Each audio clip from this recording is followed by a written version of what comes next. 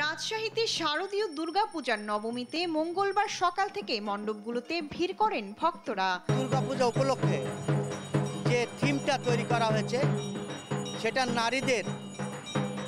নারীদের নিরাপত্তার সুরক্ষা হোক, নিশ্চিত হোক, সেই আলোকে শারদীয় দুর্গাপূজার মহানবমীর পূজা হয় মুন্সিগঞ্জে। নবমী তিথিতেই দেবী দুর্গা মহিষাসুরের সঙ্গে চূড়ান্ত যুদ্ধে অবতীর্ণ হন। সেই থেকেই নবমী পূজাকে ধরা হয় অশুভ শক্তির বিনাশ এবং সত্য ও ন্যায়ের প্রতিষ্ঠার প্রতীক হিসেবে। আজকে নবমী পূজা দ্যাট মিন্স আজকে আমাদের শারদীয় দুর্গাপূজা 5 দিনের প্রোগ্রাম, আজকে হচ্ছে চতুর্থ দিন। লালমনিরহাটে অনুষ্ঠিত হচ্ছে মহানবমীর পূজা। নানা আয়োজনে জেলার মণ্ডপগুলোতে উৎসবে মেতেছেন সনাতন ধর্মাবলম্বীরা।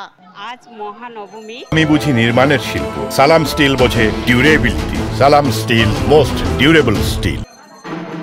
আমি মায়ের কাছে প্রার্থনা করব যে মা যেন পৃথিবীতে শান্তি বর্ষিত করেন, সবাই যেন সুখ শান্তিতে বসবাস করে, এটাই চেয়েছি। নেত্রকোনার মণ্ডপে দেবীকে আসনে প্রতিষ্ঠার মধ্য দিয়ে মঙ্গলবার সকাল থেকেই মণ্ডপে দুর্গোৎসবের মহানবমী শুরু হয়।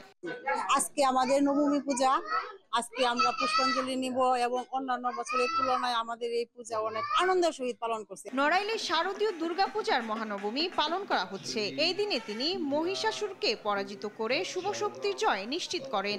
আমাদের এই দেশের ভক্তবৃন্দ 2000-3000 হয়ে থাকে এখানে। এই বছরও আমাদের প্রচুর ভক্তবৃন্দের আগমন হয়েছে। মার কাছে প্রার্থনা করলাম আমরা দেশের শান্তিময় সবাই মিলেমিশে পূজা অর্চনা শেষ করব। ফরিদপুর শুভারামপুর সর্বজনীন কালী মন্দিরে শারদীয় দুর্গাপূজার মহানবমী পূজা শুরু হয় মঙ্গলবার। এদিকে কুষ্টিয়ায় নাগরিক পার্টির যুগ্ম আহ্বায়ক নুসরাত তাবাসসুম পূজা মণ্ডপ পরিদর্শন করেন। শায়লা খান, নিউজ ডেস্ক, দেশ টিভি।